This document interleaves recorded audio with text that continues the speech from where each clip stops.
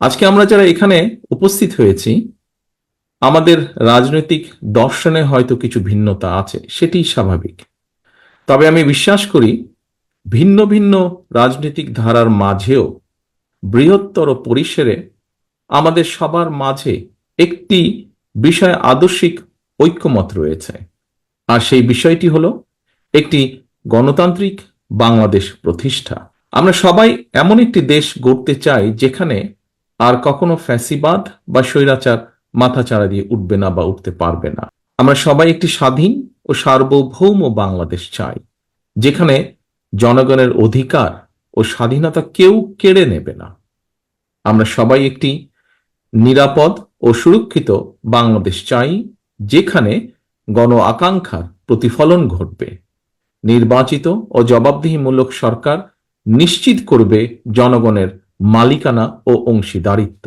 ফ্যাসিবাদের সময় আমরা তথাকথিত উন্নয়নের রাজনীতি দেখেছি, কিন্তু পতিত সেই রাজনীতির ভিত্তি ছিল দুর্নীতি, দুঃশাসন ও দুর্বৃত্তায়ন। অন্যদিকে জনগণের ভোটে বিএনপি যদি সরকার গঠন করে, আপনারা দেখতে পাবেন আমাদের 31 দফার আলোকে জনগণের ক্ষমতায়ন ও অংশীদারিত্বের রাজনীতি। আমাদের রাষ্ট্র পরিচালনার ভিত্তি হবে rule of law, human rights and freedom of expression. আমরা মনে করি একটি দেশে নির্বাচিত সরকারের প্রথম কাজ হচ্ছে রাষ্ট্রকে নিয়মতান্ত্রিক উপায়ে পরিচালনা করা, যেন রুলস বেসড অর্ডার ঠিক থাকে। রাষ্ট্রে যদি রুল অফ ল থাকে, অ্যাকাউন্টেবিলিটি অ্যান্ড গুড গভর্নেন্স থাকে, তাহলে ন্যাচারালি সেখানে সাস্টেনেবল এবং ইনক্লুসিভ ডেভেলপমেন্ট হবে।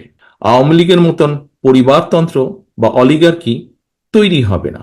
ডিভিশন এবং ডিসক্রিমিনেশন থাকবে না। সমাজের প্রতিটি স্তরে পলিটিসাইজেশন বা ইনস্টিটিউশনাল কলাপস ঘটবে না।